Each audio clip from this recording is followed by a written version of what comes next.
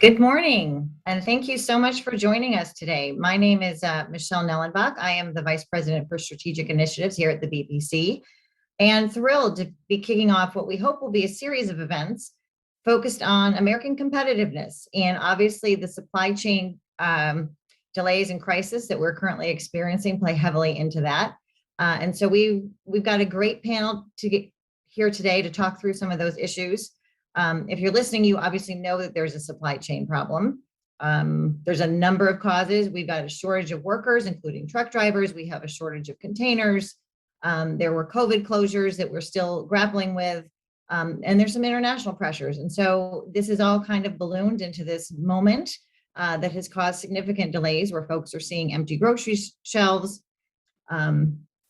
Personal story, my car got hit by a tree during the snowstorm recently, and we've heard it's 9 months to get a part to fix the car. So it's it's impacting people in their everyday lives. And so we wanted to talk today with a group about what exactly various industries are experiencing and what are some of the potential solutions. So I'm going to introduce our speakers. I am going to refer you back to the BPC website for their full bios, and to know that you can ask questions through the chat on Facebook, Twitter, and we're at BPC_Bipartisan. So today we are thrilled to be joined by Dr. Roger Cryan. He's the Chief Economist at the American Farm Bureau Federation. William Doyle, the Executive Director of the Maryland Port Administration. Jody Milanese, the Vice President of Government Affairs for the National Small Business Association. And Fred Miller, the Assistant General Counsel and Government Affairs Liaison with the Association of American Railroads. Welcome to all of you, and thank you for being here today. Thank you. It's a pleasure to be here. Thank you. We're just going to jump right in. I'm going to go through all of you, and I just kind of want you to give a sense for, one, a little bit of background about your organization, but also what you think are the current drivers to the supply chain shortage. And I see Roger front and center on my screen, so I'm going to go to you first. Well, the American Farm Bureau Federation is the national umbrella organization for what is fundamentally a local and state-driven farmer organization.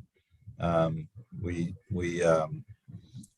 strength is our members, over 6 million members, and all our policies are driven by their initiative. So we're very pleased to be here today.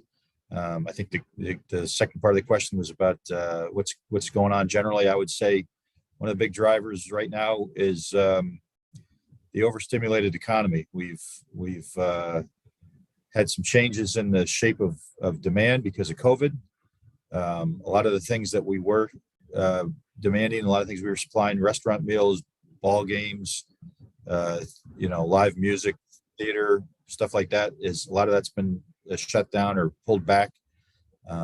So people are spending their money on stuff, and all that stuff. There's only so much capacity to make stuff here and around the world. And one of the sort of symptoms of that issue, that shift in demand, is that an awful lot of products are being demanded from countries that do a lot of manufacturing in East Asia, for example, and we are overloading the shipping capacity for the world, really, and that's showing up in clogged ports, among other things. So supply chain is a combination of things related to COVID. COVID has really reshaped the economy rapidly, and we're just having a hard time keeping up with the supply. The world is having a hard time keeping up with the demand for stuff, to use the scientific term. Mentioned ports. Why don't I go to Bill with the Port of Baltimore to talk a little bit about what you're encountering? Well, thank you very much. I appreciate being here. And I am the Executive Director for the Port of Baltimore, which is the Maryland Port Administration. And we have all modes and types of cargo coming into the Port of Baltimore. Containers, ro-ros, that's your automobiles. We export a significant amount of farm machinery from John Deere, Caterpillar, Case New Holland, We also have, your dry goods. We have gypsum. There's some coal that comes out of Port of Baltimore on ships. So what we've done and what I've seen during COVID is you are expediting the e-commerce. So we can talk the container side right now. That is your retail goods, okay? And what we've seen here in the Port of Baltimore, what we've done is we've invested in new, what's called ultra post-Panamax cranes. We've deepened our harbors and channels to 50 feet plus. And you're also seeing rail infrastructure. We just broke ground in the beginning of December on a $466 million rail project. It's called the Howard Street Tunnel. It is funded by the state of Maryland. It's also funded by $125 million from the Federal Railroad Administration under an infra grant. And then we have the state of Pennsylvania funding involved too. That will open up the entire East Coast CSX rail line to double stack rail. It will also open up the Port of Baltimore right into the Great Lakes, Ohio Valley, which is also the Chicago market to double stack rail. So we look at those things. Now, what we've really seen, which is speeding up, is based on the Panama Canal. The expansion of the Panama Canal in 2016 opened up that China to West Coast, that Asia to West Coast to another option. You can now bring 3 times the size of the ships that used to transit that canal prior to 2016. They're 3 times the size. So what you've seen on the Gulf and East Coast, and including Baltimore, is the port authorities have snapped back and said, okay, we got to build our port side in order to let those larger ships come in. So we're ahead of the game here in Baltimore. With that, you've also seen your retailers invest in an enormous amount of fulfillment, warehousing, and distribution centers. Just here in the Port of Baltimore, near port, over the past 7 years, we've opened up 5 Amazon fulfillment centers and distribution centers. We are the largest importer of coffee for Starbucks worldwide. Their largest distribution center is near port. So we have Home Depot, Floor & Decor, we've got Wayfair, the e-commerce giant for furniture. They've broken ground. So what you're seeing is, and you're going to continue to see, is more ships will come through the Panama Canal to the East Coast, particularly Baltimore on the e-commerce side, and also those ships that come through the Suez Canal. So we do see things. It's just going to take a little time on the infrastructure building component. Great. So I'm going to, since you mentioned the rail and the amazing project you've got started, I want to turn over to Fred, who's with the Railroad Association. So Fred, do you want to chime in with what you're seeing from the railroad side? Absolutely. And thank you so much for having me, Michelle. And thank you to everybody at the BPC for setting this up. This is a really timely topic, and we appreciate the invite. I'd first like to really emphasize that despite the many challenges and projected forecast of increased demand that Bill was referring to, railroads have the capacity and are stand ready to meet those challenges. From what we've seen with the COVID pandemic is really goes back to something Roger noted, which was that shift in demand and traffic patterns, especially growing from the fact that people were not spending as much money on services because everything was shut down, and moving that money over to spending on goods and the stuff Roger noted. So what has that meant for the railroad industry? Well, we measure that in like intermodal being the containers that move on flat cars or even trailers on flat cars that you sometimes see. And that's what Bill was mentioning with all the goods, all the internet e-commerce type goods and other goods that move in containers.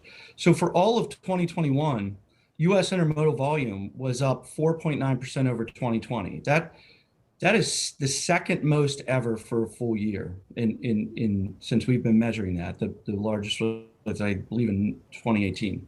So, and it was really the tale of two halves. In the first half of 2021, you saw the first 6 months broke with record-breaking highs, breaking that 6-month high for any 6-month period, and then it sort of cooled off toward the end of the year with global supply chain challenges. And what led to those challenges? I think it was a confluence of events starting over in Asia. You saw like shuttered manufacturing and ports operations due to spikes in the pandemic. Then you had COVID-related labor shortages here at home and really throughout all aspects of the supply chain. And we also saw pre-existing sort of trade stress on supply chains that was already there, but exacerbated by this shift in demand. And then for us especially, and I know other folks, weather, significant weather events, be it wildfires, hurricanes, snowstorms, that just can also lead to some of the backups there, and those can be unexpected. So railroads will continue to operate 24/7 to meet those challenges, and we often do. And I think there's been a lot of efforts to have some of our supply chain partners start doing that as well to the extent they can. And I think that can certainly be helpful. Thank you. Great. So Jody, you obviously represent small businesses. They, as we all know, are the backbone to our economy. They do not have the economies of scale, the ability to do their own shipping like some of the larger companies, Walmart and Amazon, are able to do. So what are you hearing from small business members about what they're experiencing in terms of supply chain issues? Absolutely. And thank you for having me today. So I represent the National Small Business Association, and we have 65,000 small business owners nationwide in every industry and every sector throughout the country. And nearly 80% of them have less than 20 employees, and over 50% have only about 1 to 5. So definitely the smallest of the small businesses, what you're seeing in your local communities. And so we've recently, this has obviously been a big issue for them. And just our recent polling that we did, over 51% are dealing with delays and closures today, whereas a year ago, they were experiencing about 38%. So that's definitely been a change and a shift. And when you look at, that dip, it's also, not just the delays, but also their revenue stream has changed considerably. We've looked at just the first week in January, and over 33% of small businesses are experiencing decreases in sales and revenues. And for our businesses that are, service-based, looking at accommodations and food services, that number is reporting at over 50%. So these are big red flags and concerns for our small retailers and small suppliers and restaurateurs. I will say that, small businesses are facing very similar supply chain challenges to their larger big business counterparts. But for them, the challenge is really it's financially harder for them to overcome. So cash flow, access to capital, the scarcity of the labor resources and the shortages of the skilled labor are challenges that are going to affect small businesses, and those hardships are just going to hit them very differently than some of their big business counterparts. They just don't have the capability to compete when it comes to these supply chain snags that, everybody on the panel has already mentioned today. They simply can't be, leasing their own ships or paying for shipping via air as opposed to, ground or by boat. A lot of them are unable to be paying extra benefits, or some are even having challenges meeting the payroll that they currently, for the employees they currently have. So these are kind of ever-present concerns for them. Obviously, cash flow continues to be one of their biggest sources of worry. Because they don't know, what type of inventory is going to be available to them to stay afloat. They've really been attempting to just mitigate risk. And what I mean by that is they're just finding creative ways outside of their traditional ways of finding and getting products. And this could be attempts at outsourcing to different vendors across the globe.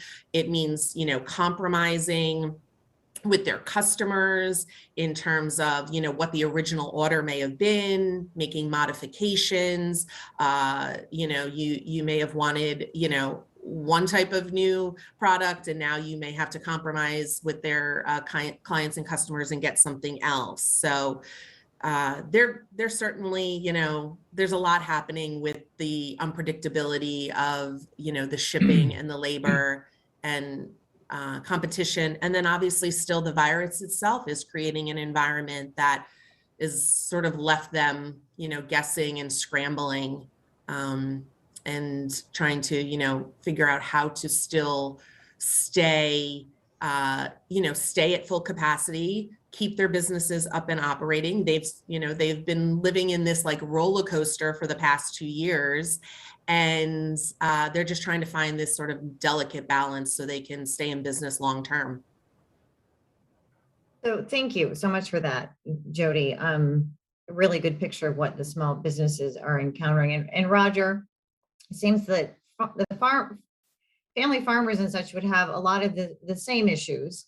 I'm curious, obviously farm products and food drives a lot of our international trade. So I'm curious as to whether, are you hearing from your members that they are having trouble getting their product shipped into market, or are they having trouble getting supplies in so that they can so that they can farm, or is it a combination? Like where are the trigger points for the farm community?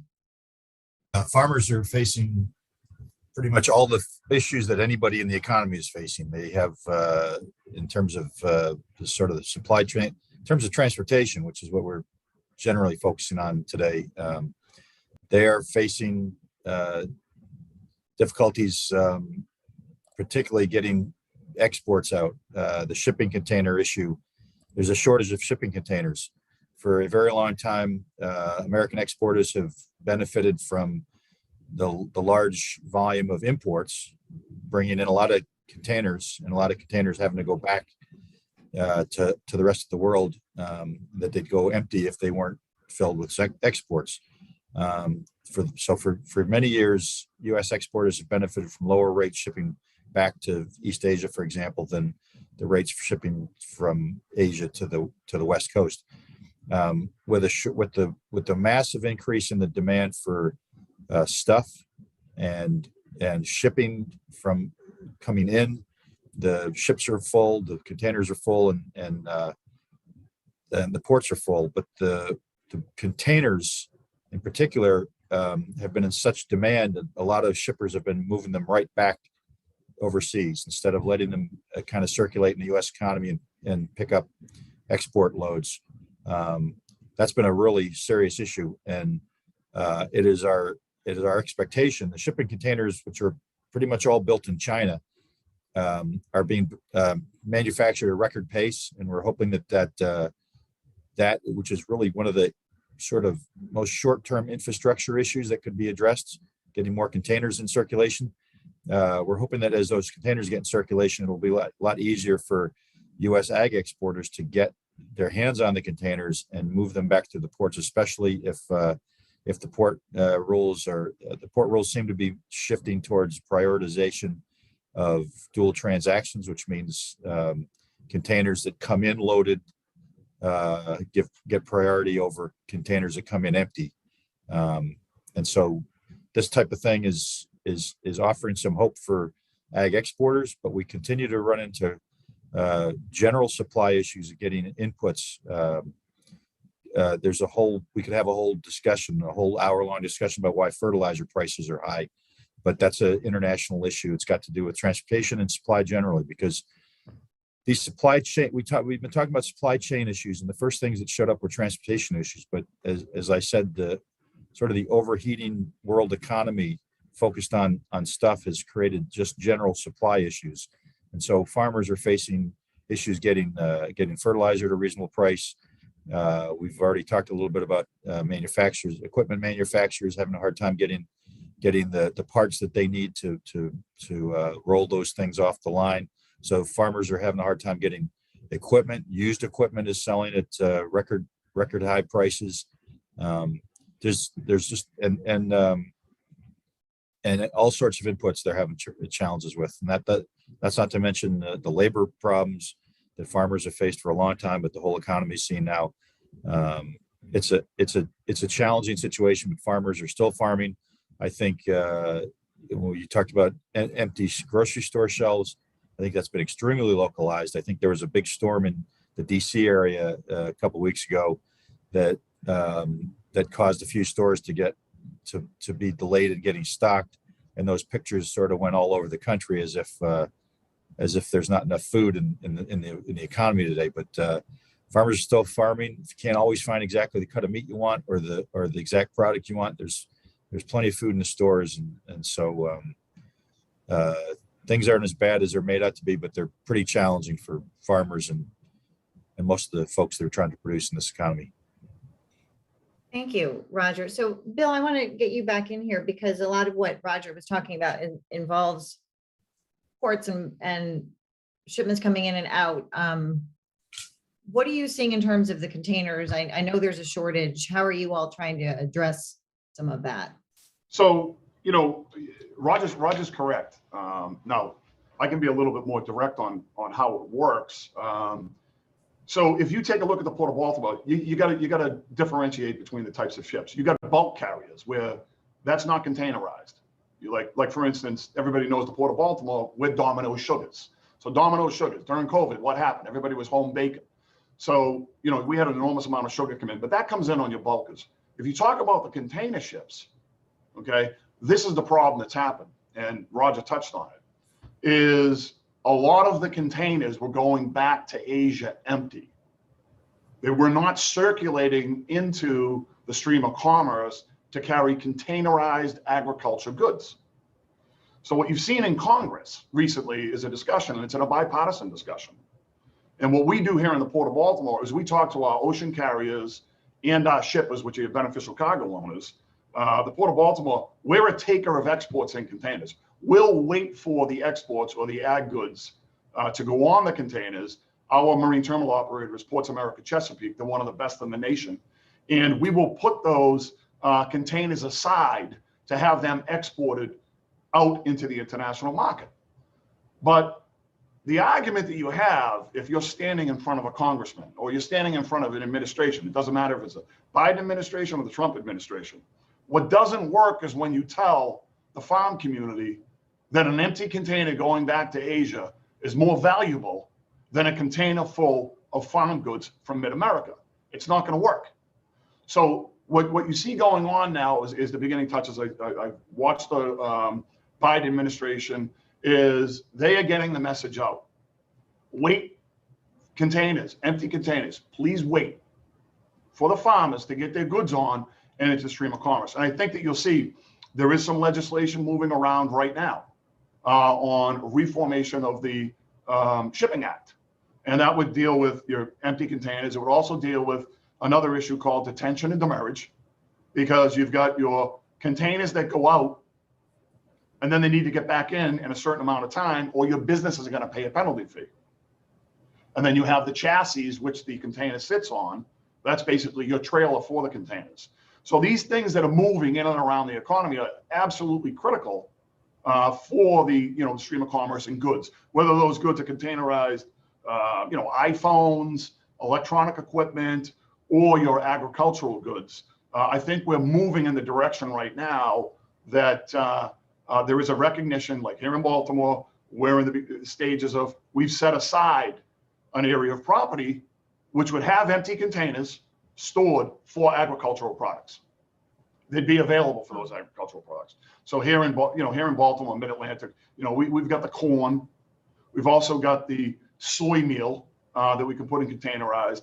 And we've got developed plans right now for an agriculture and grain transfer facility in the Port of Baltimore for both export and import over the rail that would be received by trucks and rail. And we're looking at the federal government and the U.S. Department of Agriculture for funding to help with that. There's a lot of money on the table, and if we can help the farmers in the Mid-Atlantic and the United States, we're going after it. So there's a lot of good things that are going on, but that critical component of the containers is, you're better off waiting and trying to get your containers full with the agricultural products than standing there and saying an empty container is worth more going back than it is, manufactured goods in the United States of America.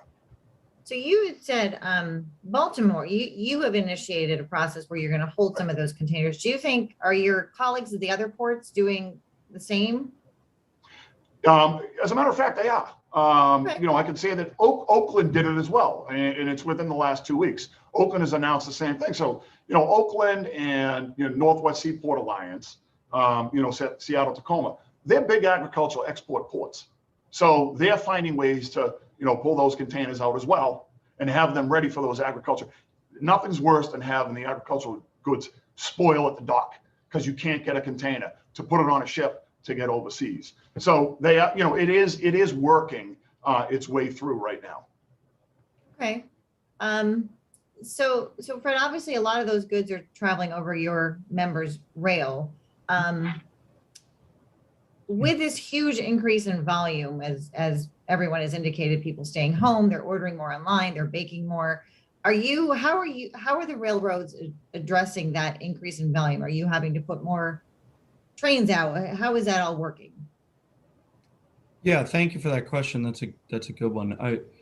We have seen an increase, like I noted with Intermodal. We actually, when it comes to grain, we had our highest year since 2008 in grain shipments of, I think it was 1.21 million carloads of grain. So we've had, and we've also had an uptick in significant amounts in industrial products. Those are kind of an indicator of manufacturing, and we had many carloads of that last year as well. So it's been Intermodal, it's been great. It's been other items as well. Even coal was up with natural gas prices moving up. Obviously there's the shift to coal. So how have we handled that? I mean, we've tried to alleviate a lot of the pressures on ports and other pinch points by, making sure that we can do, open up different terminals. If we've closed down a certain area, some of our members have reopened those to make sure that you have the throughput there.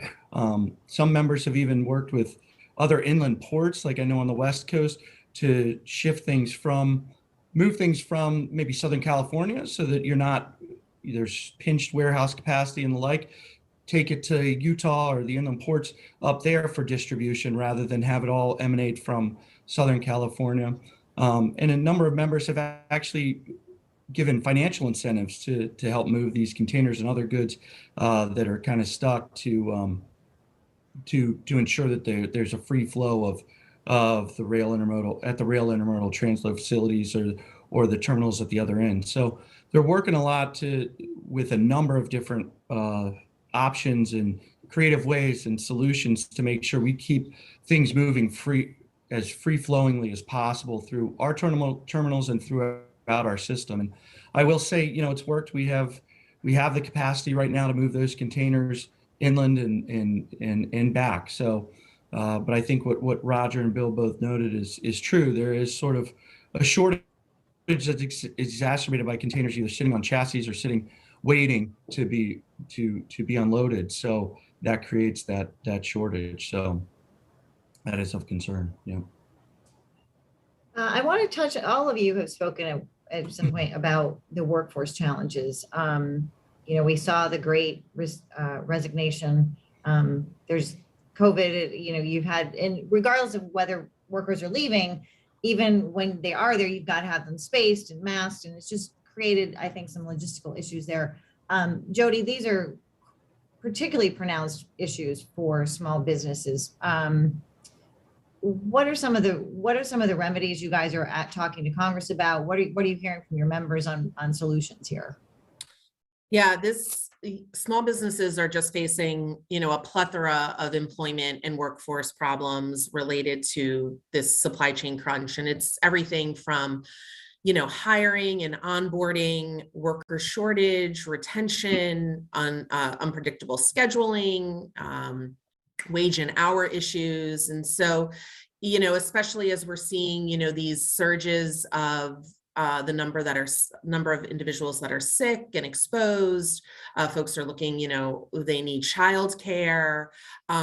So what small businesses are doing is they're just taking, sort of extraordinary steps to help, mitigate some of these issues that they're experiencing. And folks are seeing this in their neighborhoods and communities everywhere, where we're seeing, shortened business hours. They're open maybe 5 days a week as opposed to 7 days. They're working with reduced staff, maybe 2 to 4 employees as opposed to their, maybe typical 10 to 15 employees.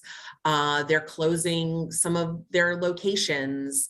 And especially because they have those relationships with their communities and their neighbors, they're being very honest with their customers. They're using, technology to notify them about staffing shortages and store closures.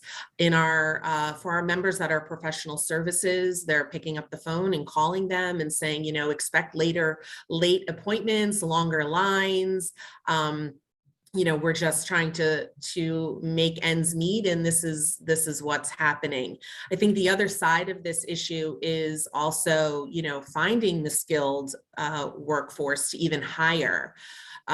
What our small businesses are telling us is that, the factors that are coming up is the, evolving work preferences of individuals now, and then the accelerated retirement that kind of was caused by the pandemic. So, those individuals who were laid off, for some, it was sort of a natural segue into retirement. And so for some of our smaller manufacturers who, the younger generation just does not have the skill set yet, just because they haven't been in the workforce, to be taking on some of those manager level roles due to, the lack of qualified candidates. So the skills gap is a major factor for the labor shortage for small businesses right now. And they're just unfortunately having to leave some positions unfilled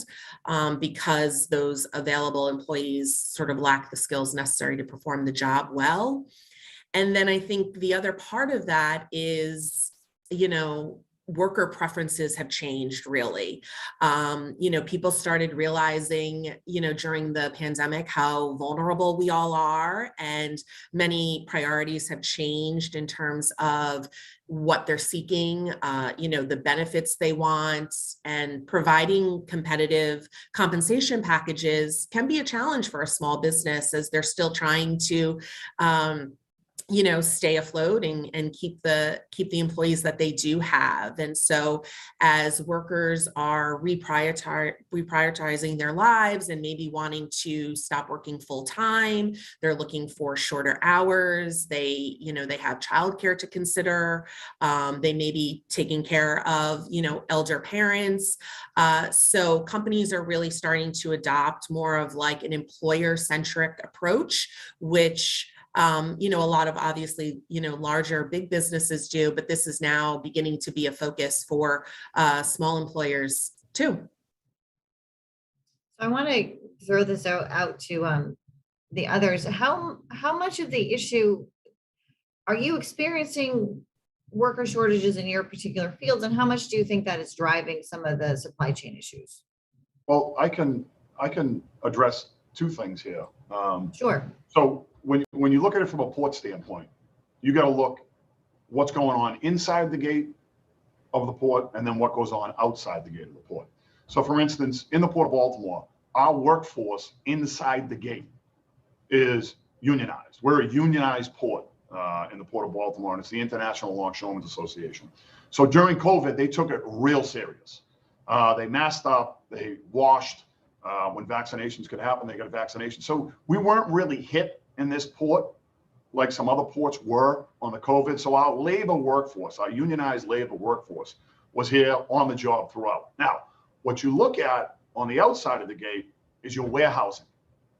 Your warehousing is a big component of port congestion right now, even in Los Angeles, Long Beach. It's not what's going on inside the gates. The ships come in to the port. The ships can get unloaded. They can get put on the rail or they can get put on trucks. And then if they're not going direct to a brick and mortar store, they're going to a distribution or warehouse center like in California, we have the Inland Empire. That's a warehousing district the size of New England. And what you have happening at some of these warehouses is they don't have enough workers to get to the next step. You've got to take it from the warehouse, put it on a truck, put it on a train, and then get it into your brick and mortar stores or fulfillment centers. So what we've seen here in the Port of Baltimore is, for instance, wages are increasing. Wages have to increase. Wages and benefits were stagnant for decades.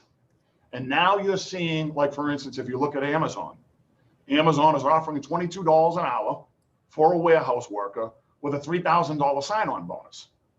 So as you start seeing these creep up, on the wage side, you'll fill the jobs. There's always a break point when it comes to wages and benefits. And once you find that spot, it works out better. You also need training. So what we've done here in the Port of Baltimore is we have what's called living classrooms. Living classrooms is nationwide. But what we've done is we've partnered with Under Armour. So Under Armour is a big, it's a big facility here in Baltimore. It's Baltimore-based. Kevin Plank, he's a Baltimore guy. But what we're doing is we're training the inner city youth, the graduates from school who can't go to college, don't want to go to college, can't afford college. So we have these training programs where they'll come in, and this is a state-of-the-art warehousing and distribution center where they learn that skill. They're trained in that skill. It's funded by the private sector. They all put into the living classrooms, and then we can put them, and it's like a 93% success rate when they're trained to go into warehousing. So when you look at the wages increasing and you look at the training for individuals outside of the port, I think we're on our way to fixing that warehousing crunch. It's going to take time, though. I'm not going to sugarcoat it. It's going to take time. But a warehousing component of the workforce is a major part of what's going on right now. And we can get into truckers a little bit later, but that's another issue if we want to discuss. Yes, it is. All right. Yeah, I would say, Bill mentioned the truckers. One thing I'd throw out there, because it's come to my attention and I haven't seen it brought up often enough, is, it's been brought up quite a bit. There's a substantial shortage of truckers. What hasn't been brought up very often is how much road time is lost by truckers every day looking for parking. Long haul truckers aren't finding places to park overnight. If any of you have noticed rest stops on the highway at night, they're full, and trucks are parked along ramps. And one survey indicated that a lot of truckers are spending as much as an hour every night looking for some place to park. So that's a nice bipartisan issue, is let's find some more parking. Let's find some more parking along the highways for the truckers. In terms of labor generally for agriculture, farmers have been facing difficulties finding labor for decades, and we don't wish it on the rest of you, but it's certainly a taste of what farmers have been dealing with. And that's, the American agriculture is the best in the world. We've got great farmers, we've got great resources, good land, good infrastructure, good ports normally to export from.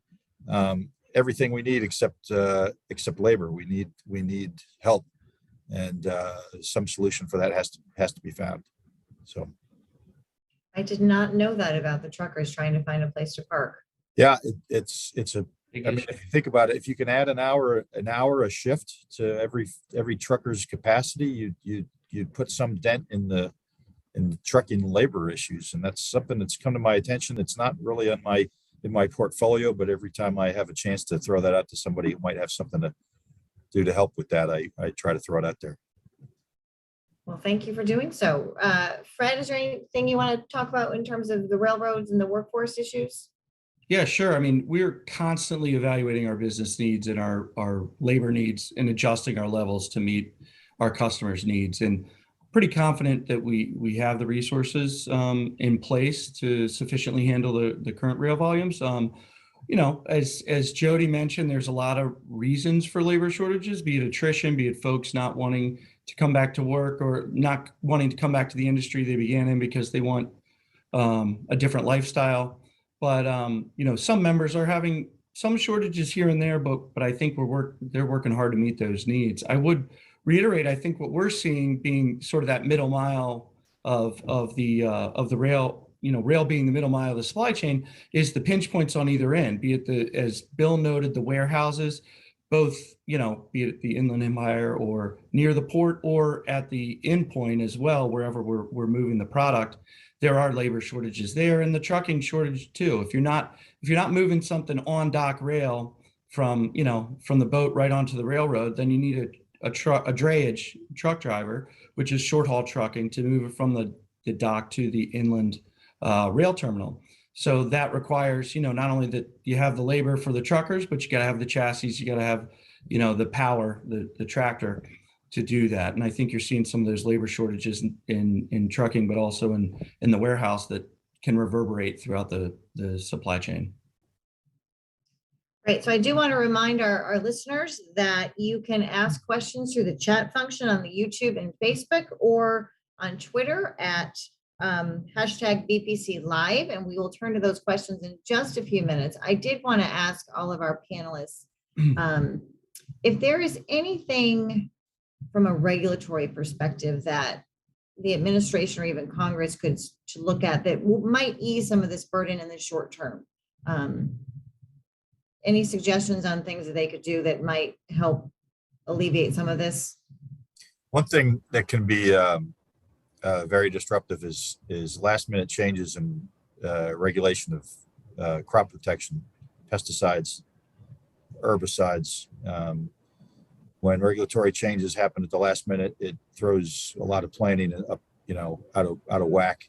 It creates a lot of uncertainty about what practices can be done, and it changes a lot of cropping decisions in ways that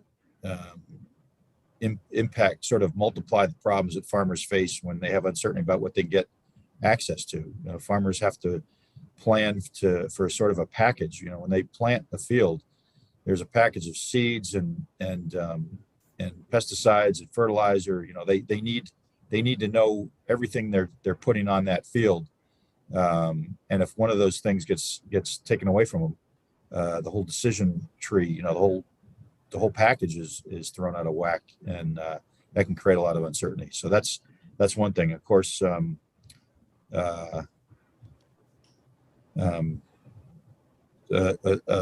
reasonable and certain waters the U.S. rule would be helpful.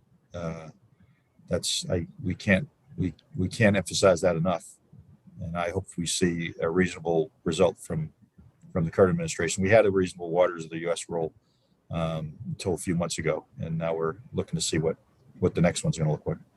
So, I would say 10 years working on that, Roger, on the Hill. Good luck with it. Yeah. Sorry, Bill, go ahead. Yeah, no, I was going to say that, from the standpoint of agriculture, there's two things that you look at from, a federal standpoint, and what we have to look at as a port authority, or what the private sector has to look toward. And especially when you're dealing with agriculture, do we go through the U.S. Department of Transportation for some sort of, funding? There's a lot of money in the infrastructure bill.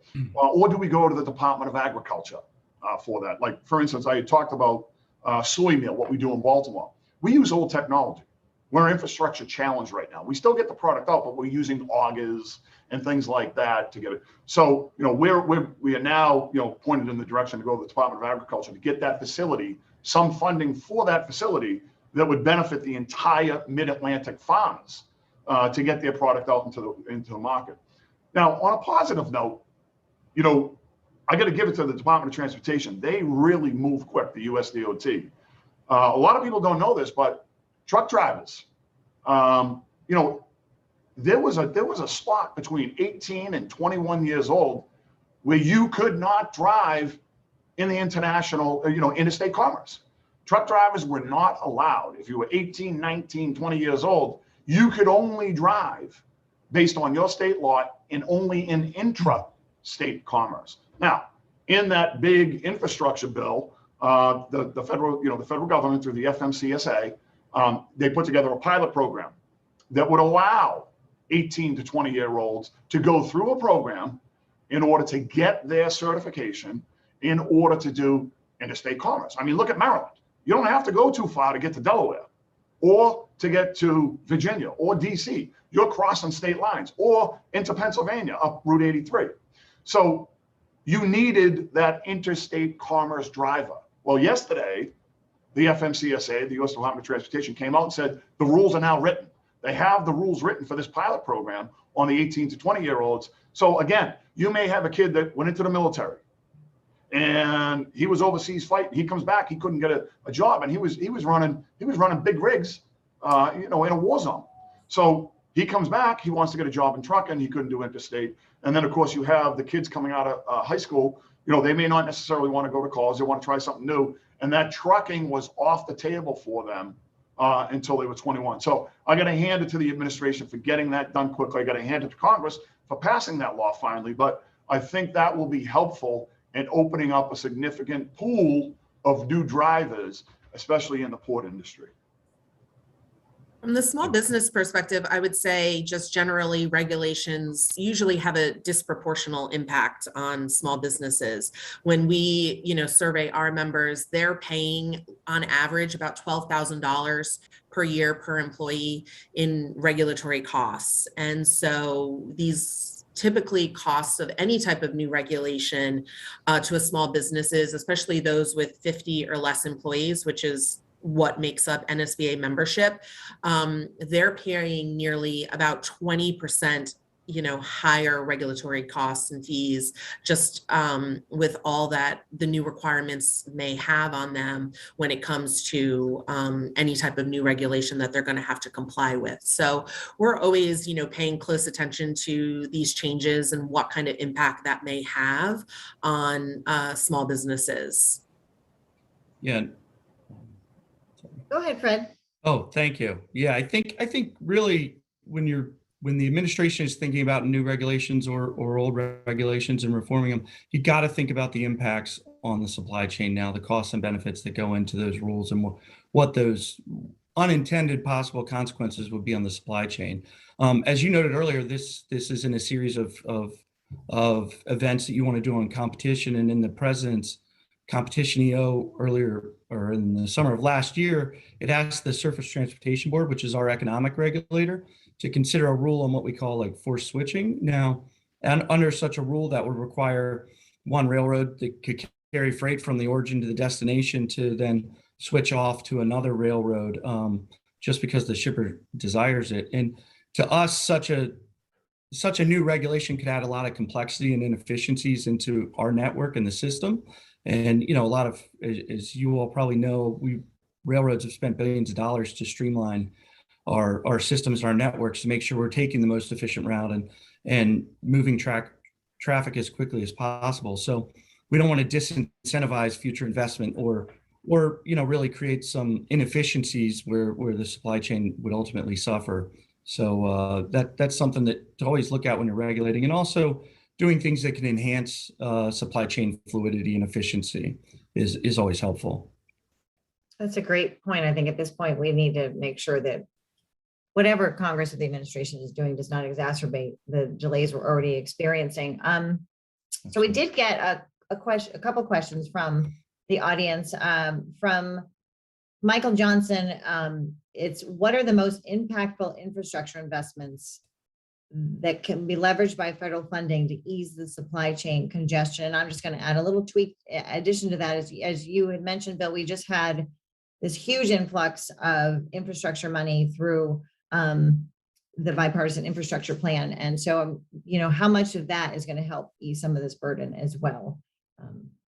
Who wants to jump in? I would say we are heartened by the infrastructure bill. There are not many easy fixes in infrastructure, and the importance of the infrastructure bill was the long-term investments, the infrastructure that's been built for the future.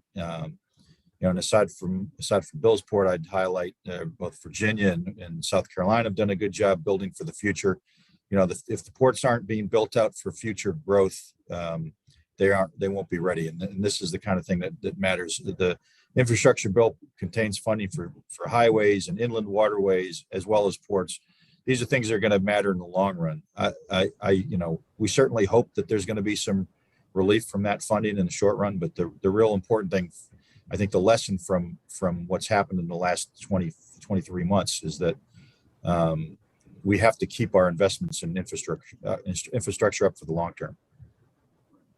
Yeah, I think that those investments, you know, we were big supporters of the IIJA, and I think those investments are really important because they're multimodal investing, as Roger alluded to. It's not just highways. It's not just your highway bill. I mean, there's rail, port, waterways. I mean, it covers a lot of the different modes, and ultimately that's going to serve to improve the efficiency, safety, and resiliency of our whole supply chain infrastructure.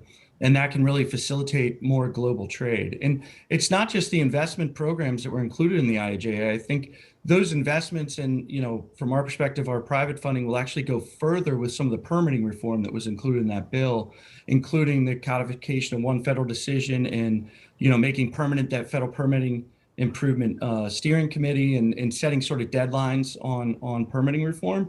Because as you know, time is money when it comes to these big projects, and the faster we can get them done, you know, obviously without sacrificing environmental reviews, the better off we all are, and the further that money can go. Yes, and you know, just along those same lines is that when you look at that entire you know, the infrastructure bill and the funding that came out of that, another piece of good news this morning, the U.S. Army Corps of Engineers released their work plan. So the work plan is a laundry list of all the projects that are funded. And what you see from the port standpoint is especially on the Eastern Gulf Coast. You know, I mentioned the Panama Canal earlier. The Panama Canal was set up for ships that were 3 times smaller.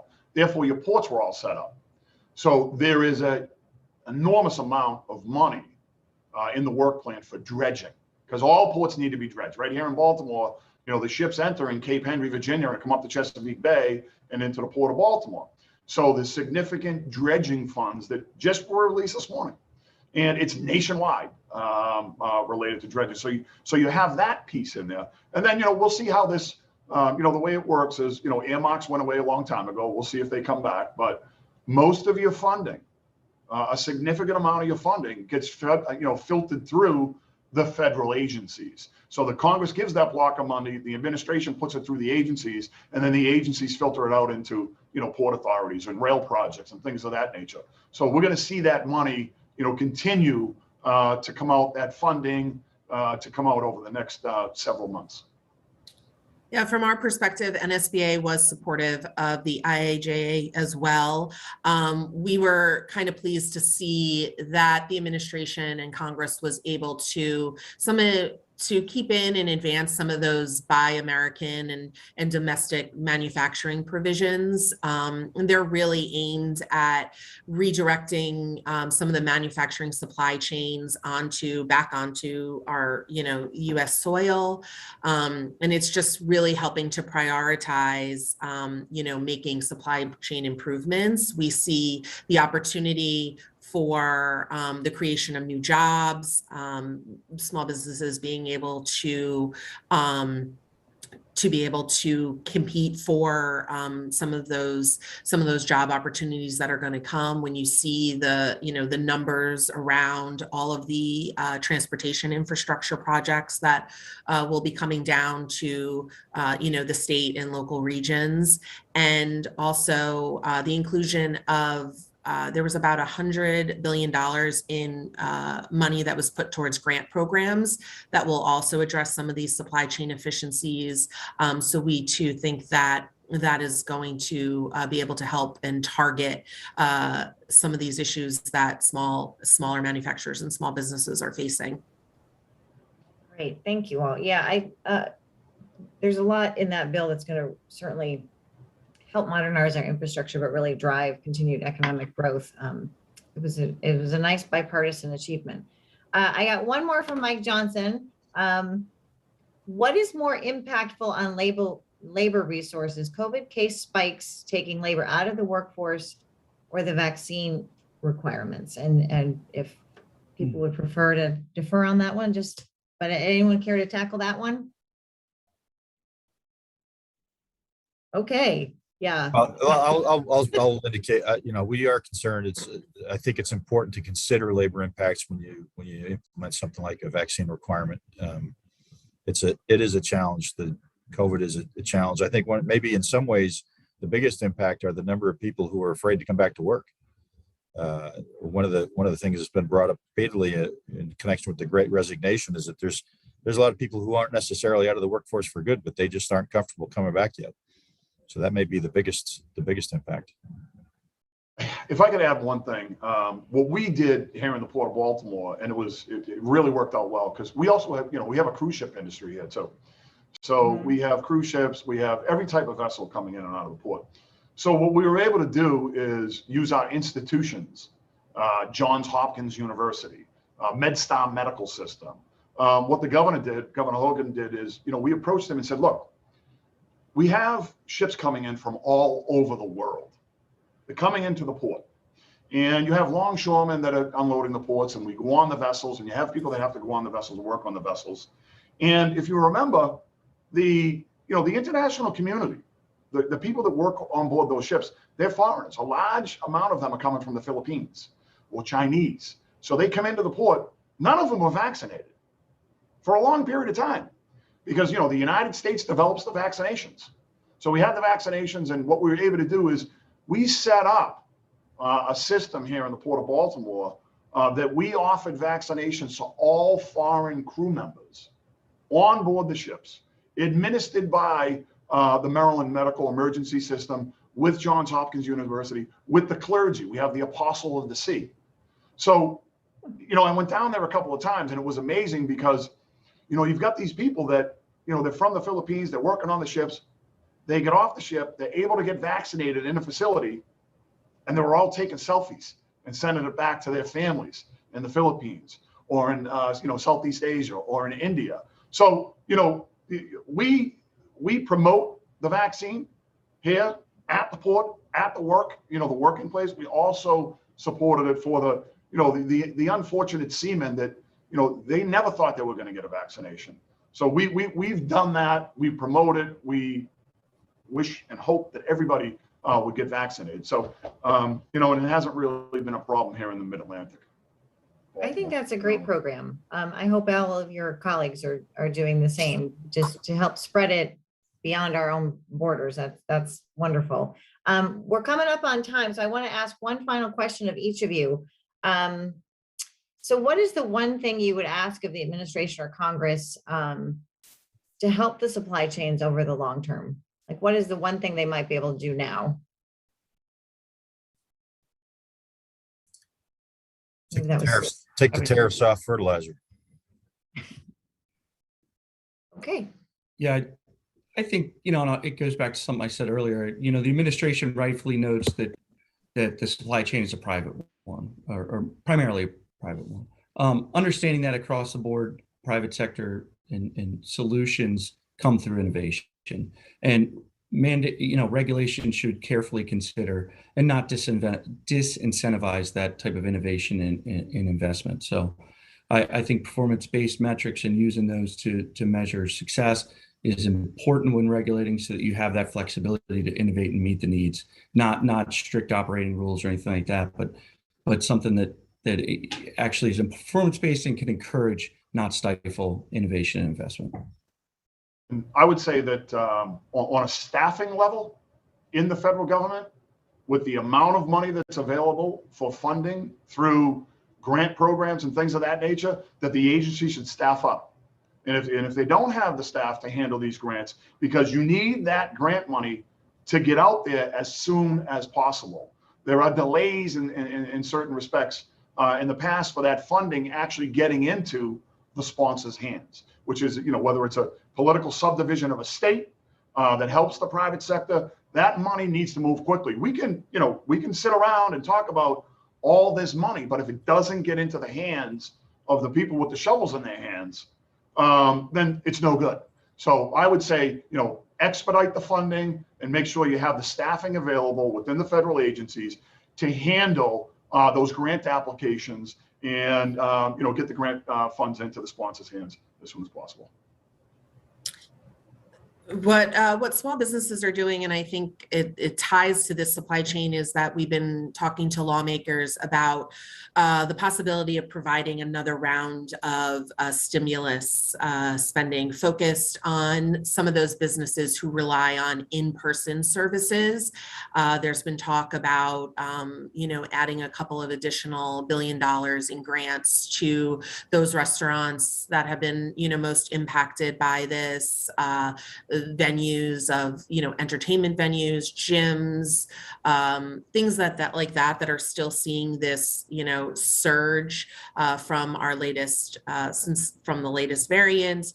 And so just talking to them to try and find ways to continue to help these small businesses who don't really know how long the inflation rates are going to be, looking at some of the long-term effects this may have on their businesses, and if they'll even be able to keep their doors open in the long term. So we're just looking at ways in which we can continue to maybe add some additional new spending, maybe some repurposing some of the old funding, ways that Congress can continue to support small businesses during this time.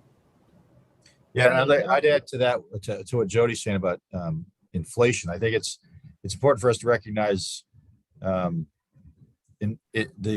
Federal Reserve Bank has pumped an enormous amount of money into the economy since March of 2020.